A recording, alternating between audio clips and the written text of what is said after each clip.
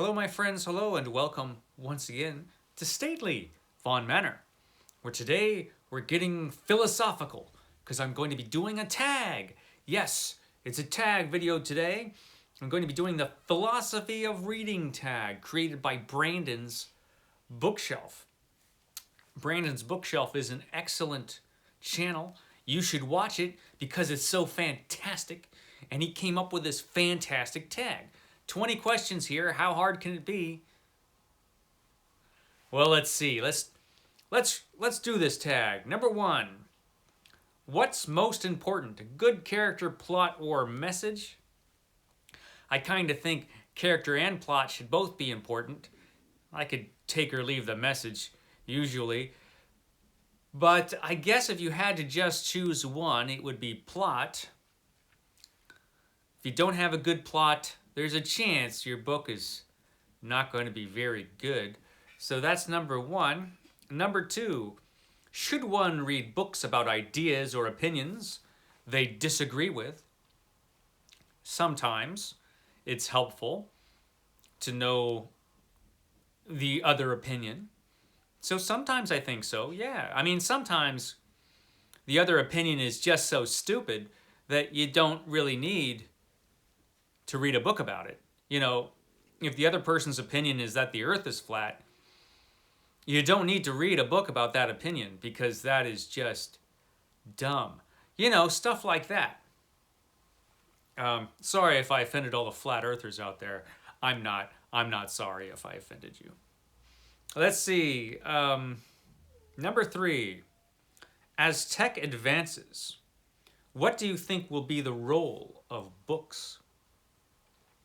I think books will have the same role that they've had up to now, pretty much. It's hard to replace a book. You could transform a book into electronic form. A lot of people read their books on electronic devices, but it's still a book. You're still reading, and I think that will continue. I don't see books going away, no matter how things change. Books are pretty essential, and they've proven to be very popular. So, yeah, I don't see books going anywhere. I think they'll stick around, books. I'm an optimist that way. Number 4, how important are summaries, reviews, and art in your book choosing? Summaries can be important just so you have some idea about what you're reading. So summaries are important. Art's helpful. A good cover is always good. A good cover is always fun. But you know what? I've read plenty of books with terrible covers. As far as reviews can be helpful too. I don't always listen to reviews. Sometimes I don't listen to them when I should. But I certainly watch and read a lot of reviews. So yeah, I guess it plays a fair sized role. I guess all those things play a role. Art probably least of all though. Let's see. Number 5. Should one ever skim or scan a book if you're reading fiction? No. But if it's for some technical purpose, if you're reading to learn how to do something, or if it's schoolwork and you've got 9 tons of schoolwork and you just need to get through it, skimming and scanning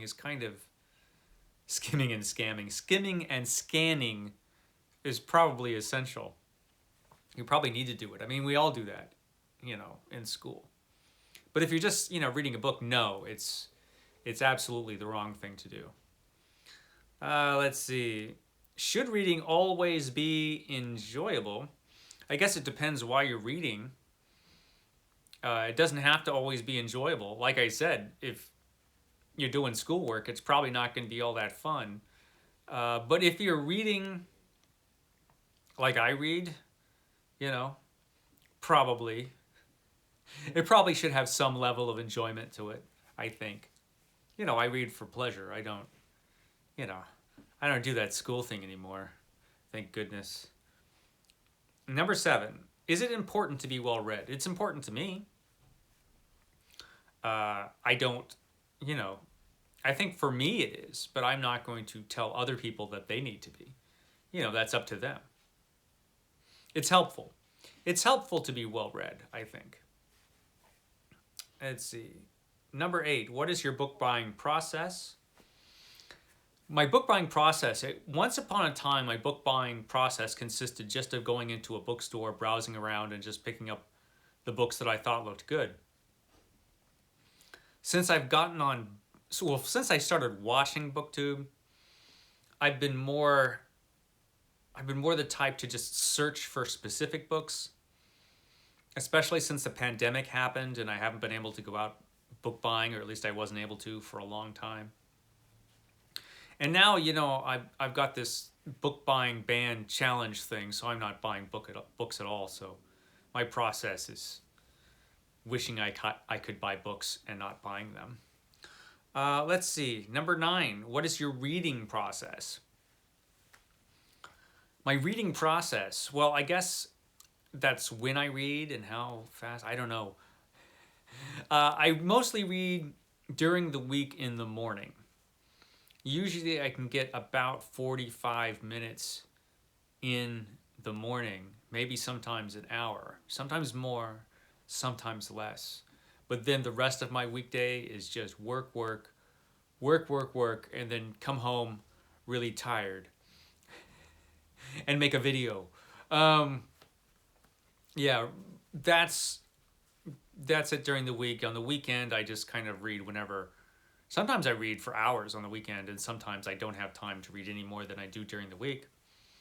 It just kind of depends. Usually, as far as how I read, I think I showed my reading chair in one of my videos. At home, I have a specific chair I go to for the most part. And I just read there without any distractions. Put my phone and everything far away and just read there. That's my process, more or less. Number 10, how do you use what you read? It depends. If I'm in a trap or something and about to be killed, I try to remember all of the skills I learned from reading Batman. I always have my utility belt handy. I have learned from reading Batman that you need special equipment, shark repellent, if you might have a shark attacking you, batarangs, just stuff like that. You always need like a breathing apparatus just in case you're submerged in water. Basically in my life as an adventurer, I just think back to most of the comic books I read and, learn from them. That answers the question, right? Let's see, number 11. If you could download a book to your brain, would you still read? First of all, there ain't no way you're going to get anybody to download anything into my brain. That just sounds like a dangerous process. And yes, I would still read.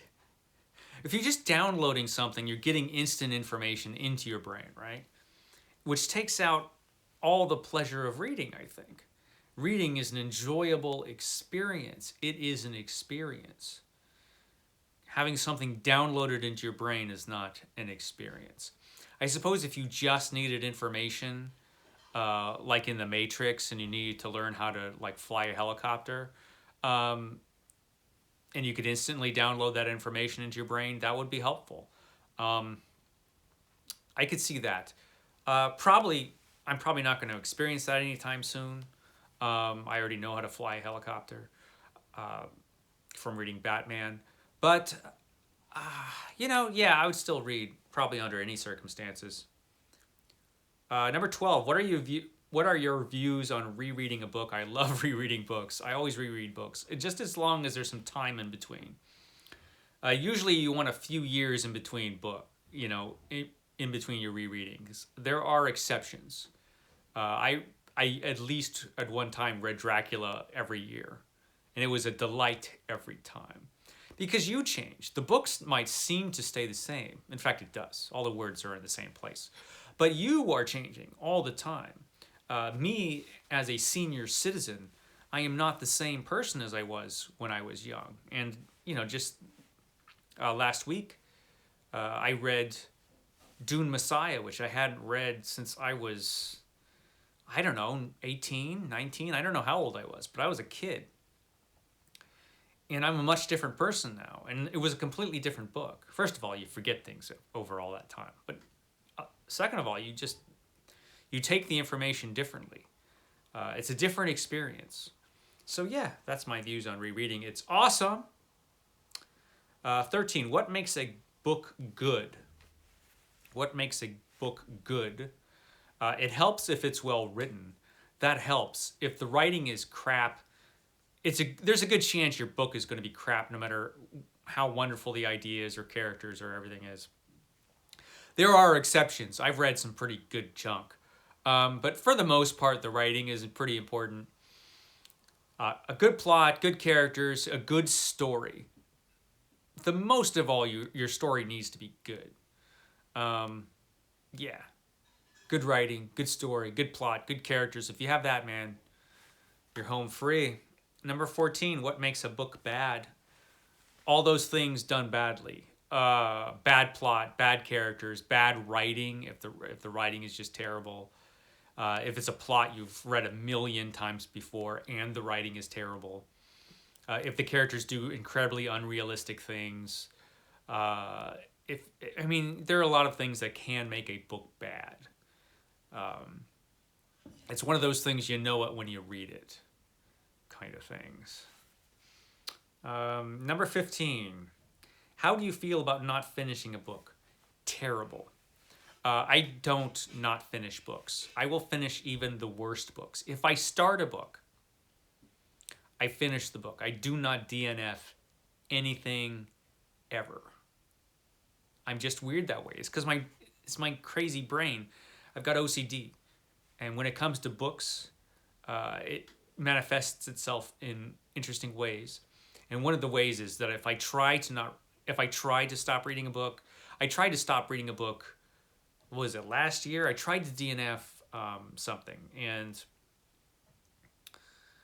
it didn't work. It didn't work. My brain was starting to smoke. I had to go pick up the book, even though I really didn't like it. Yeah. Have to read the whole thing. Number 16, should the author's personal life matter at all? It depends. I have a rule about terrible authors. If the author just is like just a horrible person, if they're homophobic or they're a Nazi or there's something else just terrible. If they're alive, I won't buy their book. I won't talk about their book.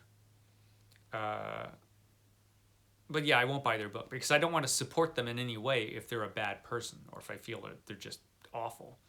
Or if they just have terrible views that hurt people who live in real life, Because if you're a big-time author and you say awful things about certain groups of people, for example, that could have some sway on some people and can actually make real-life people's lives worse. So I'm not going to support that author. If they're dead, however, you can't, there's no benefit to them if you read their book. So, who cares? Read their book. Because I do believe in separating the art from the artist. Obviously, I read Lovecraft, and he had some not so great views on some things. But, he's dead. Okay, number 17. If you could only read one genre for the rest of time, what would it be? Ancient history. Number 18. Do you ever read a book without knowing anything about it? Rarely. It's pretty rare just to have the opportunity to read something that you don't know something about. Usually you're going to know something about a book. I guess you could really try hard not to read the summary at the end or whatever, but chances are you've at least heard about the book you're about to read or read the blurb or something. It's hard just to go in completely blind. Yeah, I can't remember the last time I did that. Number 19, what author, genre, series, or culture can you just not get into and why? Romance. Romances just aren't my thing. As a genre, it's just not for me. I don't think it's terrible. I'm not judging it. I'm not judging people who read it. Even the worst kind of romances at all, the cowboy romance. Yes, the cowboy romance. It's hard not to be judgy when it comes to that. But yeah, some people like cowboy romances, and I'm not judging them for reading those stupid books. You know, it's not up to me what other people read. I just can't get into it. If you love cowboy romances, you know, you might be crazy, but that's on you. You know, it's your choice. It's your choice to read that insipid garbage. It's up to you. What are we on? Number 20. Do you think everyone should read and why? I think everybody should have the opportunity to read. Everybody should have the chance to learn to read. Everybody should have access to books. Everybody should be given the chance. It's easy to say everybody should read. I've done it. I've said everybody should read this book. I've said over and over, everybody should read Herodotus. And everybody should probably read Thucydides too. I say that, but in real life, it's not for me to say what other people do. I think it's helpful. I think it's good to read. It'll make you smarter. You should read if you want to be smarter, but that is entirely up to the individual. You know, a person only has one life, and you should live that life for yourself. You shouldn't live your life for other people. You shouldn't live your life doing what other people think you should do, even if it seems to be a pretty sensible thing like reading. If you don't want to read a book, that's your choice. Don't read books. Just, be dumb. So that is my philosophy of reading tag.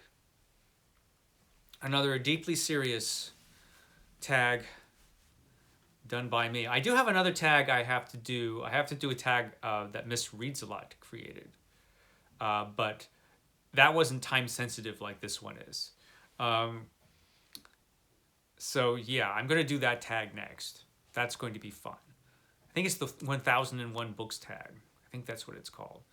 Yeah, that'll be fun. So anyway, you guys have a great day.